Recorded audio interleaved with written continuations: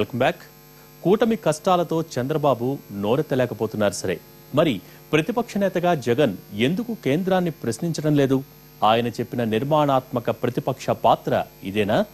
రాష్ట్రంలో జరుగుతున్న అన్యాయాన్ని నిలదీసే ఈ యువ నాయకుడు రాష్ట్రానికి జరుగుతున్న అన్యాయాన్ని ఎందుకు నిలదీయటం లేదు? నోరెత్తితే చంద్రబాబుపై విమర్శల వర్షం కురిపించే జగన్ మోడీని ఒక్క మాట కూడా అనటానికి ఎందుకు జంకుతున్నారు? ప్రభుత్వం తప్పు చేస్తే ప్రశ్నించాల్సింది ప్రతిపక్షమే. కేంద్రమైన రాష్ట్రమైన ప్రభుత్వ లోపాల్ని సవరించాల్సింది, ప్రభుత్వాధినేతలు అడ్డగోలుగా అడుగులేస్తుంటే నిలదీయాల్సింది ప్రతిపక్షాలే. అప్పుడే అది నిర్మాణాత్మక ప్రతిపక్షమవుతుంది.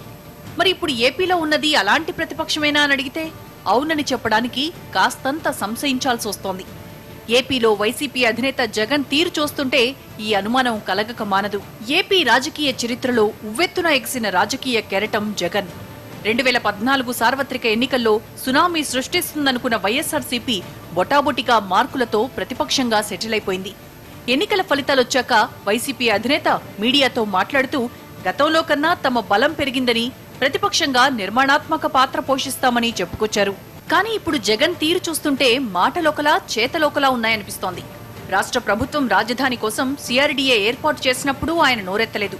భూసేకరణ నోటిఫికేషన్ ఇచ్చినప్పుడు కనీసం మాట్లాడలేదు. ఇప్పుడు రైతులు ఆలోచించో, ఆశపడో, భయపడో ప్రభుత్వానికి భూములు ఇవ్వడానికి సిద్ధపడ్డారు. భూసేకరణ జరుగుతున్నప్పుడు నోరెత్తని జగన్ అంతా అయిపోయాక తుళ్లూరు వెళ్లి హడావిడి చేశారు. ఏదైనా మొదట్లో చెప్పాలి తప్ప చివరిదాకా వచ్చాక ఇప్పుడు చెయ్యడ్డు పెడితే జరిగేది ఆగుతుందా అన్న విమర్శలు వినిపిస్తున్నాయి.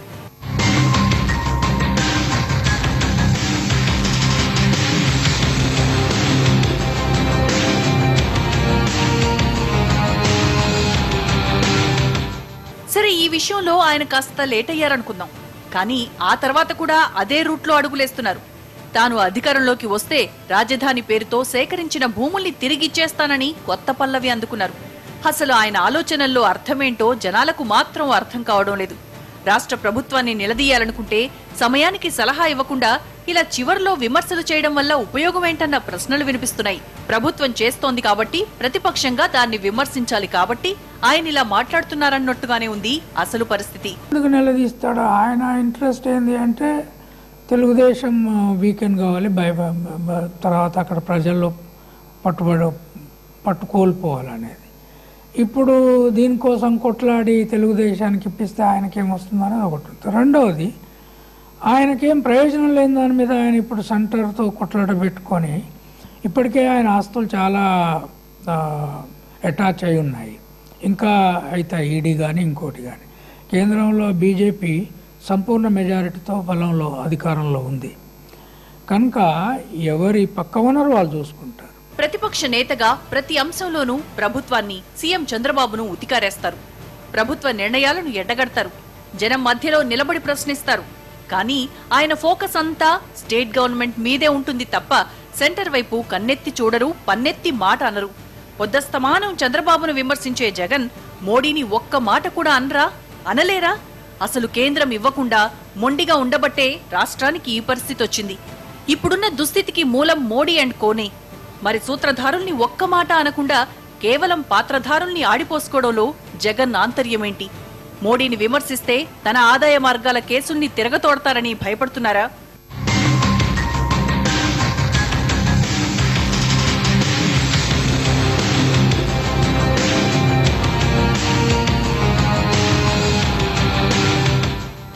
ఎన్నికల ఫలితాల తర్వాత మర్యాదపూర్వకంగా మోడీని కలిసి వచ్చిన జగన్ ఇప్పుడు కేంద్రం తీరుపై విమర్శనాత్మక సూచనలు కూడా ఎందుకు చేయలేకపోతున్నారు? మిగిలిన విషయాలపై జగన్ మాట్లాడకపోయినా ఎవరూ పట్టించుకోరు. కానీ రాష్ట్ర భవిష్యత్తుని ప్రభావితం చేసే అంశాల మీద కూడా మాట్లాడకపోతే ఎలా? ఇప్పటికీ ఏపీకి ప్రత్యేక హోదా రాలేదు. కనీసం ఆ దిశగా కేంద్రం ఆలోచిస్తున్నట్లు కూడా అనిపించడం లేదు. మరి ఇలాంటి పరిస్థితుల్లో కేంద్రాన్ని ప్రశ్నించాల్సిన బాధ్యత ప్రతిపక్ష నేతగా జగన్ది కాదా? బడ్జెట్ కేటాయింపుల తర్వాత కేంద్రం చిన్న చూపును నిలదీయాల్సిన అవసరం జగన్ కి లేదా? కేంద్రం చేస్తున్న అన్యాయాల్ని ప్రశ్నిస్తానని చెప్పిన వాడు ఇప్పుడిలా ఎందుకు మౌనంగా ఉండిపోతున్నాడన్న విమర్శలు వినిపిస్తున్నాయి. తర్వాత రాజకీయ పార్టీ అనేటువంటిది ఒకటి అధికారంలోకి వచ్చాక, ఒకటి ప్రతిపక్షంలో ఉన్న తర్వాత కొన్ని కీలకమైనటువంటి అంశాల్లో సమష్టిగా నిర్ణయాలు తీసుకోవాలి, సమష్టిగా ముందుకి వెళ్లాల్సినటువంటి అవసరం ఉంది. ఇది ఆరోగ్యకరమైనటువంటి ప్రజాస్వామ్యానికి ఒక చిహ్నం. కానీ ఇవాళ రాజకీయాలు అలా జరగట్లేదు. నీ దారి నీది, నా దారి నాది అన్నట్టుగా తయారైంది. ఇది కరెక్ట్ కాదు. ఉదాహరణకి ఇప్పుడు రాజధాని నిర్మాణం ఉంది, రాజధానికి భూసేకరణ ఉంది. ఇటువంటి సమస్యల మీద ఏంటంటే అన్ని పార్టీల తరఫున ఒక కమిటీని ఫామ్ చేసి అందరూ కలిసి కూర్చొని ఒక నిర్ణయం తీసుకున్నట్లయితే ఇది బాగుంటుంది. సో ప్రజలకు ఏది మంచిది, ప్రజలకు ఏది కాదని.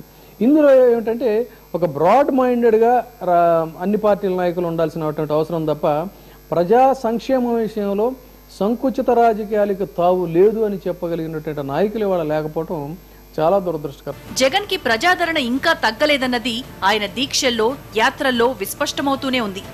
మరి తనని ప్రజలింతగా ఆదరిస్తున్నప్పుడు జగన్ కూడా ప్రజల గురించి ఎందుకు ఆలోచించడం లేదు?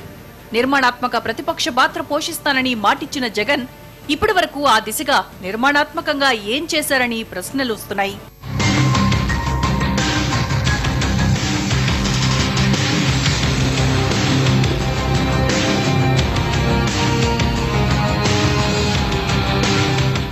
మొత్తంగా ఇవన్నీ చూస్తుంటే జగన్ తప్పు మీద తప్పు చేస్తున్నారా అన్న అనుమానం కలగక మానదు. ఎన్నికల ముందు మాట్లాడాల్సిన మాటల్ని, చేతల్ని ఇప్పుడు చేస్తున్నారు. దానివల్ల ఉపయోగం ఏమీ ఉండదు సరికదా, అది పైపెచ్చు ఆయనకు రాజకీయంగా లేనిపోని ఇబ్బందులు తెస్తోంది. రాష్ట్ర పరిస్థితిని వాస్తవ కోణంలో చూసి యువనేత కూడా సరైన దారిలో అడుగులేసి రాష్ట్ర ప్రభుత్వంతో పాటు కేంద్రాన్ని కూడా నిలదీస్తే తప్ప పరిష్కారం దొరకదన్న అభిప్రాయాలు వినిపిస్తున్నాయి.